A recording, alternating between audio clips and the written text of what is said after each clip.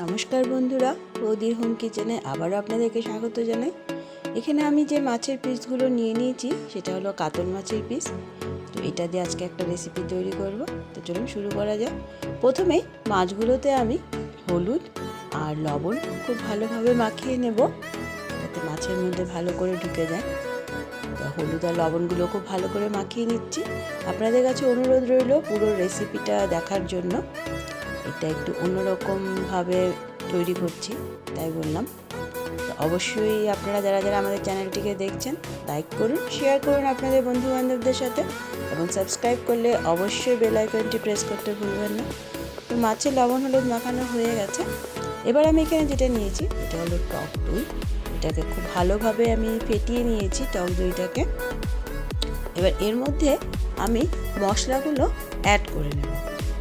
প্রথমেই আমি এর মধ্যে দিয়ে দিব পরিমাণ মতো হলুদ গুঁড়ো। যা মশলা দেওয়ার এই রেসিপিটাতে সব আমি এর মধ্যেই দিয়ে দিব। তো হলুদ গুঁড়ো দিয়ে দিলাম পরিমাণ মতো। এবার দিয়ে দিচ্ছি লঙ্কার গুঁড়ো। অবশ্যই ঝালটা আপনারা যে পরিমাণে খান সেই অনুযায়ী দেবেন। আমি এখানে 2 চামচ দিয়েছি। আর দিয়ে দিচ্ছি আমি এর মধ্যে কাশ্মীরি লাল মির্চি যেটা হয় সেটা একটু কালারের জন্য। এবার আমি এর মধ্যে দিয়ে দেবো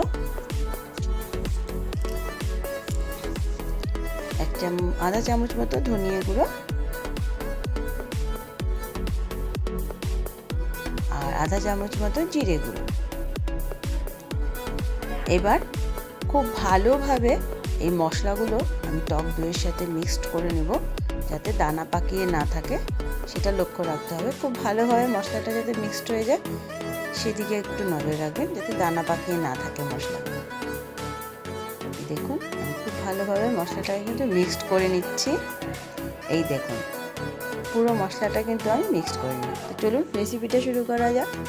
আমি কড়াইটা বসিয়ে দিয়েছি এবং এতে আমি বেশ পরিমাণ মতো তেল দিয়ে দিয়েছি। এবার তেলটা ভালো গরম হয়ে গেলে এক এক করে মাছগুলোকে আমি ভেজে নেব। অবশ্যই মাছগুলোকে একটু লাল করে ভেজে নেবেন। এই দেখুন আমি মাছগুলোকে বেশ লাল লাল করে একটু ভেজে নিচ্ছি।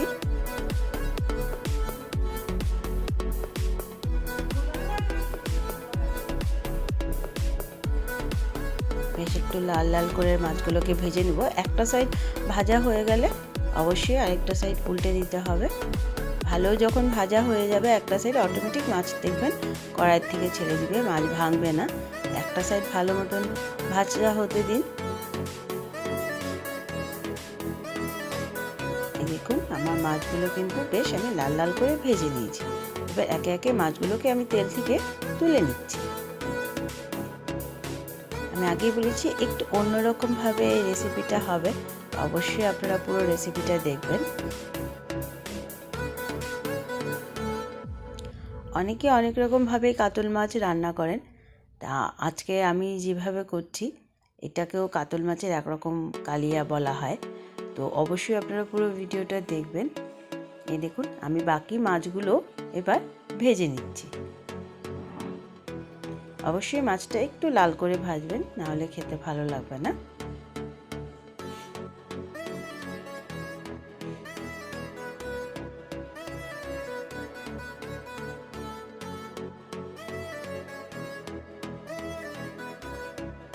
এক এক করে সবগুলো মাছই কিন্তু ভাজা হয়ে যাচ্ছে।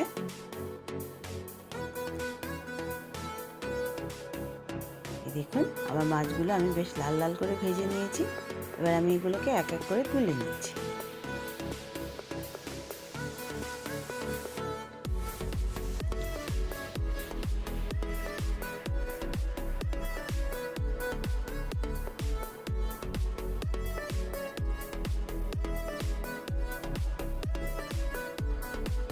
মাছগুলো আমি সব কড়াই থেকে তুলে নিলাম।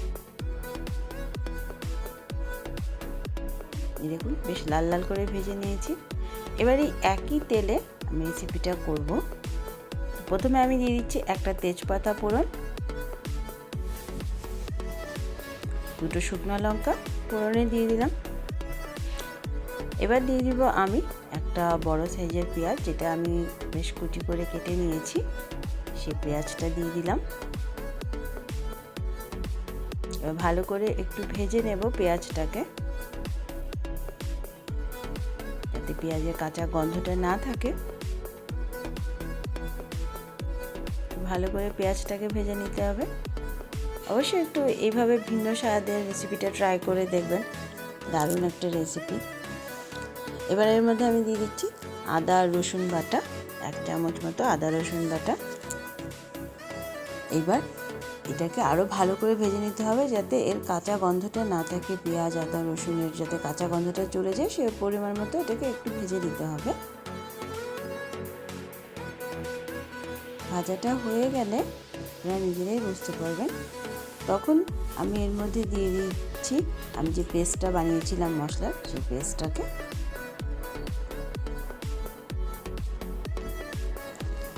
এবার ভালো করে সব মশলাগুলো ভেজে নিতে হবে, যতক্ষণ না পর্যন্ত মশলার থেকে তেল ছাড়ছে ততক্ষণ পর্যন্ত খুব ভালো করে মশলাটাকে কিন্তু ভেজে নিতে হবে, নাহলে মশলার কাঁচা গন্ধ থেকে যাবে, সেটা ভালো লাগবে না।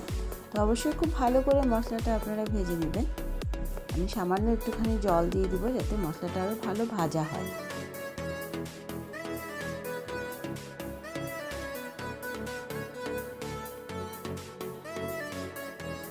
দেখুন আমি সামান্য একটুখানি জল দিয়ে দিলাম। এবার একদম হাই স্টিমে না রেখে মিডিয়াম স্টিমে রেখে মশলাটাকে একটু সময় ধরে খুব ভালো করে ভেজে নিতে হবে। যেহেতু এর মধ্যে টক দইয়ের মধ্যে আমি সব মশলাগুলোকে মিক্স করেছিলাম, তার জন্য মশলাটা ভাজাটা ভালো হওয়া খুবই দরকার। যে কোনো রেসিপির জন্যই মশলাটা খুব ভালো ভাজা হলে অটোমেটিক রেসিপির টেস্টটা বেরোয়। এবার আমি এর মধ্যে দিয়ে দিচ্ছি পরিমাণ মতো লবণ।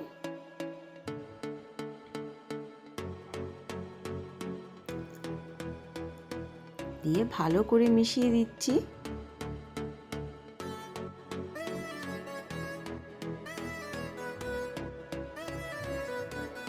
দিয়ে দিচ্ছি একটা টমেটো পেস্ট, যেটা আমি পেস্ট করে নিয়েছিলাম টমেটোটাকে।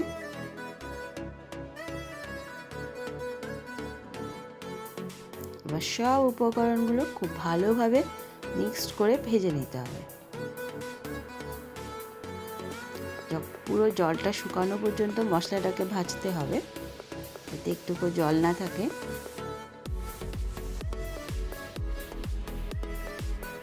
দেখুন আমার মশলার জল কিন্তু শুকিয়ে আসছে এবং সাইড দিয়ে তেলও আস্তে আস্তে ছাড়তে শুরু করে দিয়েছে। আরও একটু সময় মশলাটাকে ভাজতে হবে।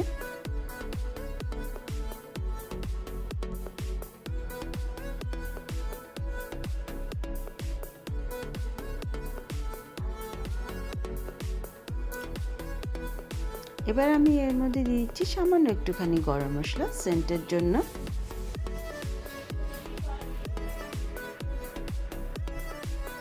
এবার মশলাটার সাথে গরম মশলাটাকে ভালো করে মিশিয়ে দিলাম।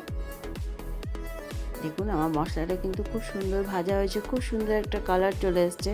জলটা আস্তে আস্তে পুরোটাই টেনে যাচ্ছে। এই দেখুন পুরো জলটা টেনে গিয়েছে এবং সাইডে দিয়ে পুরো তেলটা ছেড়ে দিয়েছে মশলা। ঠিক এই পরিমাণে মশলাটাকে ভাজতে হবে, যাতে পুরো জলটা শুকিয়ে পুরো তেলটা ছাড়ে। এইভাবে পুরো মশলাটাকে ভেজে নিতে হবে। অবশ্যই লক্ষ্য রাখতে হবে যাতে মশলাটা পুড়ে না যায়, সেই জন্য বলেছি হাই স্টিমে না রেখে একটু মিডিয়াম স্টিমে রেখে মশলাটাকে ভালো করে ভেজে নিতে হবে। আমার মশলাটা কিন্তু অলমোস্ট পুরোই ভাজা হয়ে গেছে। এই দেখুন, তারপর আমি এর মধ্যে পরিমাণ মতো জল দিয়ে দেব। দিয়ে মশলাটাকে খুব ভালোভাবে মিক্স করে নিতে হবে। এই দেখুন আমি পরিমাণ মতো পুরো জলটা দিয়ে দিয়েছি এবং ভালো করে মিশিয়ে দিয়েছি। এখন ভালো করে টকবক করে ফুটে ওঠা পর্যন্ত অপেক্ষা করতে হবে। ভালো করে জালটা উঠে যেতে হবে, টকবক করে ফুটতে হবে সেই পরিমাণ পর্যন্ত।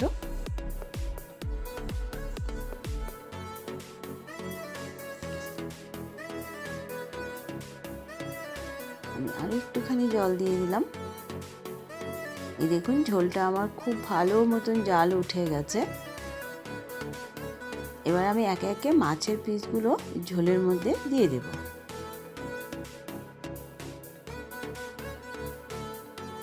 বন্ধুরা, অবশ্যই রেসিপিটা আপনারা বাড়িতে ট্রাই করবেন, অবশ্যই আমাকে কমেন্ট করে জানাবেন কেমন হয়েছে।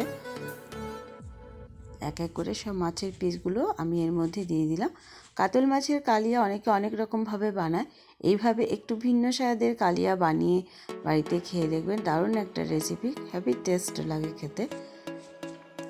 তো চলুন এবার দিয়ে দিচ্ছি কটা কাঁচা লঙ্কা।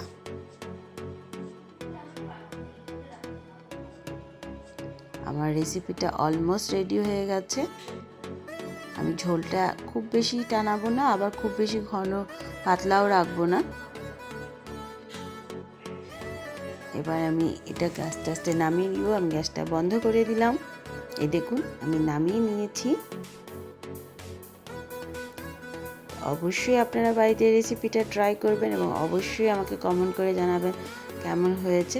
আবারও দেখা হবে নতুন একটা রেসিপির সাথে। ততক্ষণের জন্য ধন্যবাদ।